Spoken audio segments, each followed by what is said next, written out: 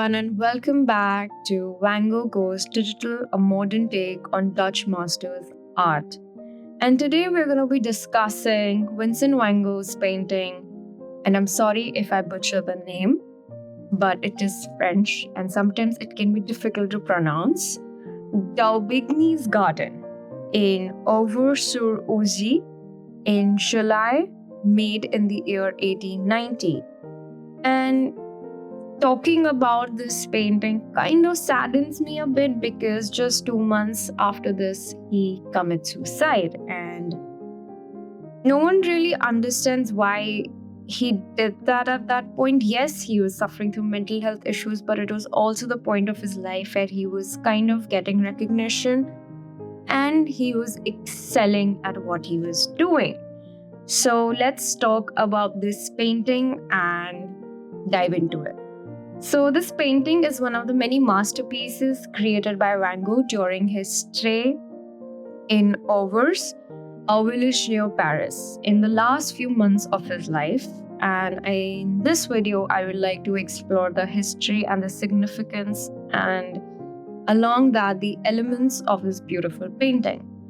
So the history of this painting is that it was completed in the garden of his favorite artist, who he had gone to visit, named Daubigny, and he was really upset to come to know from his widow that he passed away 10 years ago, and he was really upset about it. So he started with actually a small version created on a napkin. So the first version of the painting was done on a napkin, a square piece of material, the sides of which measured half a meter. Soon he started to paint even more, with much more importance given to the painting and the picture of the subject which he had grown fond of, which is the garden.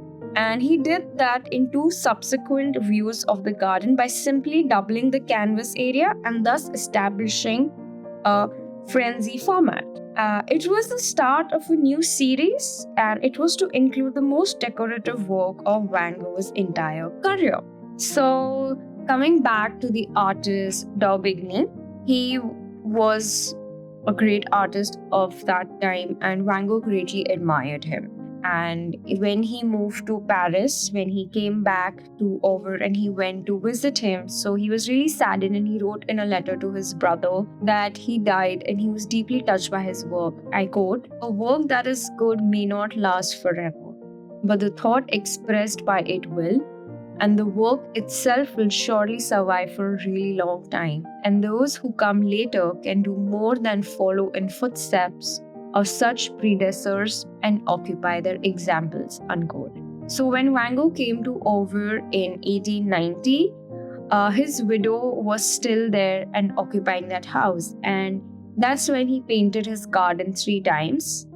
And that's how this masterpiece was created. And what sets this painting apart is that the same painting was created thrice, and the original painting he was used doing oil on canvas. It measures up to 93 centimeters by 73 centimeters. And this painting shows a very beautiful garden with bright and vibrant colors and depicting flowers, trees, and foliage with a great detail.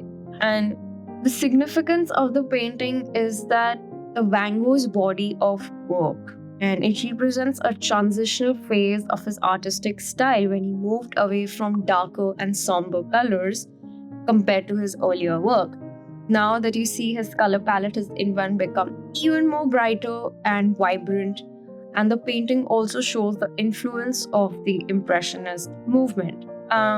What really stands out with this painting is the nature of the brushstrokes and the nature of the way he has added details and the length as well. As you can see, there is a little bush of white roses in the middle. In the background, you can see the house on the left side.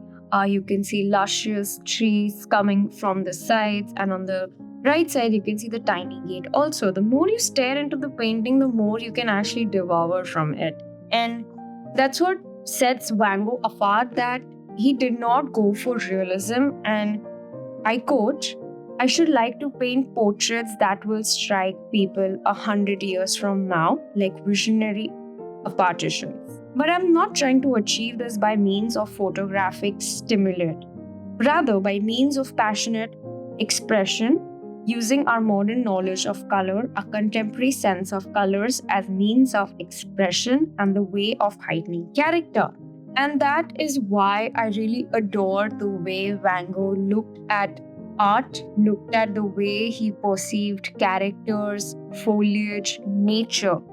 He was never ever trying to achieve realism, but as he quoted, a much more modern take of colors and contemporary use of expressionism, which is just marvelous.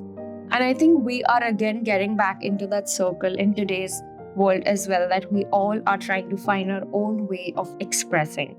I know I am, and how I do not like moving towards realism. And I kid you not, I did start like that. I was really into realistic portraits and everything. But as in when I started finding my voice through my work, that's when I enjoyed the most. I mean, we do have great technology to capture photographic images and everything. And that is where I wanted to bring my creativity and voice into the same way Van Gogh did during that time. So I think cycle does repeat itself and artists do fall back in those same traditions. So yes, the way he used colors as a mean of expression and to heighten the emotions. And what is so beautiful about the way he looks at work is the way he captures movement. Like even in this painting, you can see there is movement of brushstrokes. You can see the wave and the curvature of the trees. Even the grass, they have a beautiful wave to it. There is motion into his artwork. It's not still. There is rhythm, and there is a beautiful, soothing, calming nature to his work. And I think that's what sets his work apart from the other artists at that time. And that is why he is so beloved even today, to a point where his artwork is sold for millions and millions. I hope you guys enjoyed this video and stay tuned, and I'll speak to you guys very soon. Bye, take care.